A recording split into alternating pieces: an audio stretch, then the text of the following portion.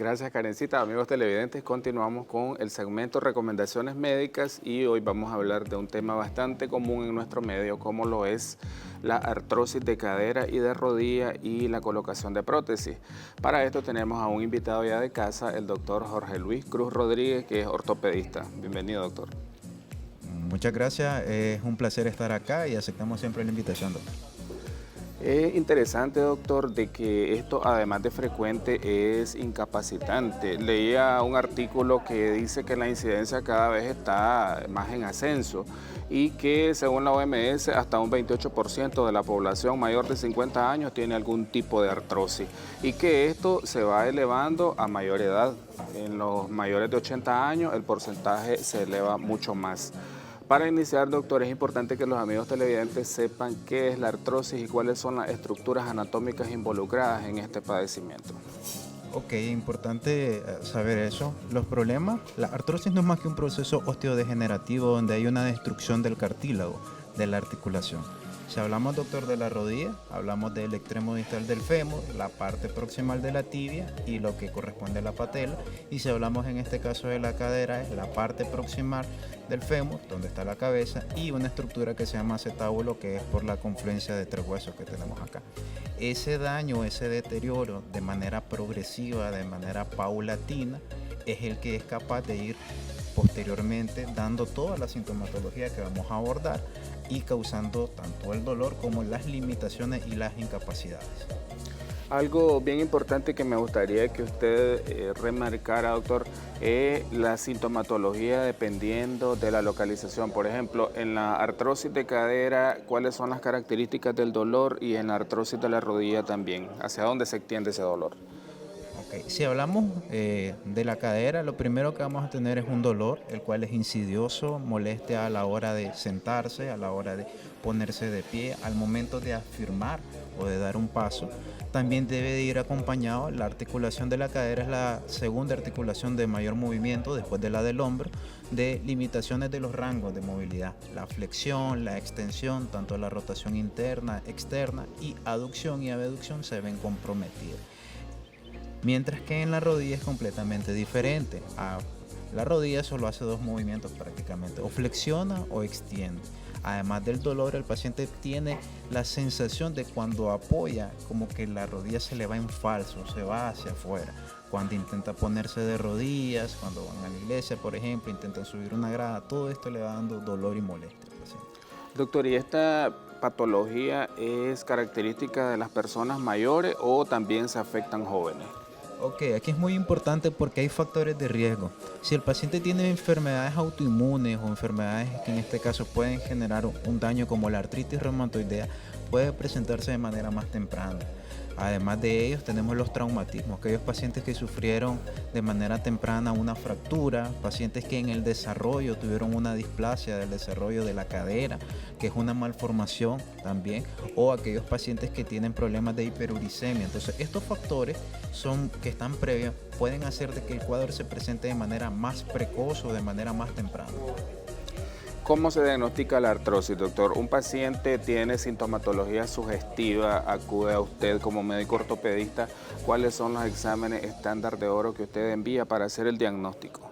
Ok, primero pues objetivamos lo que es la sintomatología del paciente, el dolor, la limitación. En algunos casos pueden ellos referir chasquidos o ruidos tanto a nivel de la rodilla o a nivel de la cadera y en este caso complementamos con una radiografía.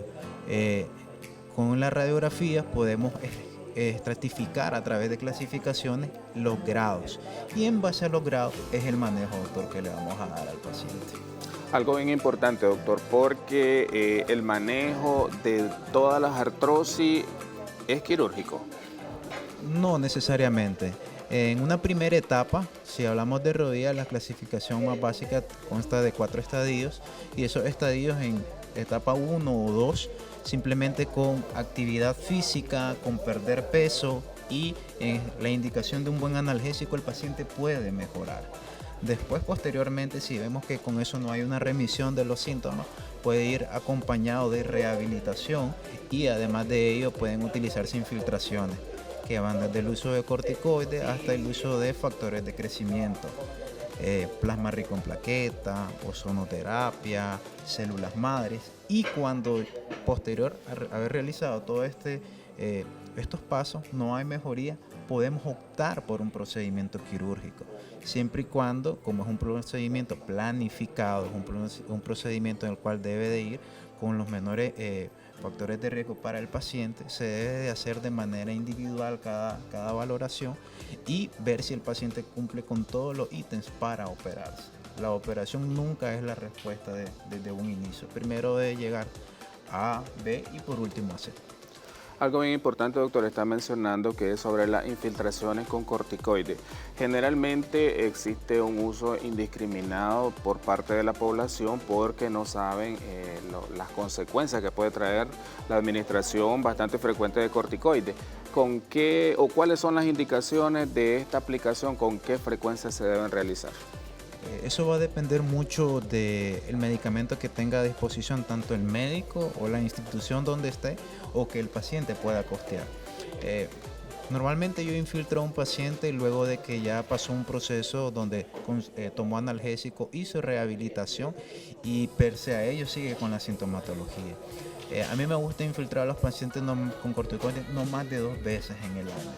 ¿Por qué? Como usted había mencionado, la edad es importante, la calidad ósea no es buena. Y a eso tenemos que sumarle otros factores de riesgo como si el paciente es hipertenso, si el paciente es diabético, si el paciente ya tiene osteopenia o si el paciente ya tiene osteoporosis, sabiendo que los corticoides van a ir a actuar y pueden causar una mayor resorción ósea. Entonces, por eso siempre trato de hacerlo al menos 2 veces, no más en el año, por el abuso indiscriminado, como usted mencionaba.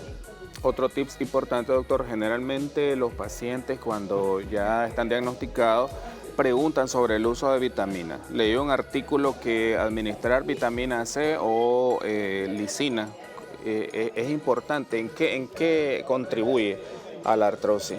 Ok, en esto hay muchos medicamentos, la glucosamina malacondroitina, la vitamina C, el ácido hialurónico. Estos medicamentos lo que trata es de establecer un buen control o algunos describen que trata de rejuvenecer el cartílago. Su mejor efecto e indicación es previo a una vez que ya se instauró como preventivo. Una vez que ya se instauró la patología o ya está diagnosticada, dependiendo del grado que esté, es muy poco el beneficio. Hay muchos pacientes que pueden tener un efecto placebo, ¿no? Sentir de que hay mejoría y otros que no. Es importante acá hacer hincapié de que hay algunos de esos medicamentos que vienen en combinaciones con analgésicos. Entonces ahí podría ser el beneficio. Pero la mejor indicación, ya sea de estos tratamientos para mantener el buen control del cartílago o mantener la viscosidad o en su defecto para mantener lo que es el estado de él, es previamente a la patología, no una vez que ya está diagnosticado. Usted hablaba de una clasificación, doctor, en grado. ¿Cuánto tiempo debe pasar para que una artrosis, por ejemplo, de cadera, vaya evolucionando de grado 1 a grado 2? ¿De qué depende? ¿De qué factores depende? Depende, número 1, de la edad del paciente. Depende, número 2, de la actividad física que el paciente tenga. Y un aspecto muy importante es del peso que el paciente tenga. Estos 3 factores, una articulación, si uno no le da movilidad, se va poniendo más rígida. Eso va generando un colapso óseo, genera unas estructuras que se llaman osteofitos que van a ir abarcando toda la articulación y van a ir provocando una rigidez y una limitación. Entonces, en años esto puede darse dentro de 10 a 15 años, siempre y cuando el paciente, como le digo, trate de tener una actividad física adecuada. Pero hay pacientes que por una u otra razón son obesos, tienen una poca o nula actividad física, tienen otras comorbilidades, no realizan ningún tipo de terapia. Este proceso, encima de eso, tienen un trauma, puede ser mucho más rápido. También leí un artículo, doctor, que las posiciones al realizar ciertas actividades físicas son importantes, incluso hasta la posición al dormir. En la artrosis de cadera, ¿cuál es la que usted recomienda? Con respecto a las posiciones, lo ideal es dormir de cúbito lateral izquierdo, específicamente también para favorecer la curvatura mayor del estómago y evitar el reflujo, y utilizar algo que esté entre las piernas. no solo al dormir, al momento de sentarse, al momento de estar sentado, sus rodillas deben de estar en flexión de 90 grados, ni rotadas hacia adentro ni hacia afuera. Posiciones como poner en cuatro la rodilla también influye y genera demasiado dolor. Al momento de sentar, el nivel de las rodillas debe de estar equidistante al nivel de las caderas. No deben de estar más elevadas las rodillas que la cadera también. Excelente, doctor, por todas sus recomendaciones. Es un tema muy amplio y es bastante frecuente en nuestro medio, desafortunadamente. A partir de ahora, amigos televidentes, sigamos las recomendaciones de nuestro ortopedista de casa, Jorge Luis Cruz Rodríguez. Importante que bajen de peso, porque ya decía el doctor, someter a una articulación a más trabajo físico desgasta más sus articulaciones y sobre todo su cartílago. Doctor, queríamos saber sus números de contacto y cómo aparecen en redes sociales. Ok, sí, nos pueden contactar al 7530-8855 en redes sociales, Jorge L. Cruz Rodríguez, pueden escribirnos por allá y estamos a disposición y para cualquier valoración. Súper recomendado, agradecemos su valioso tiempo, doctor. Continuamos con más de su revista Primera Hora al otro lado del estudio.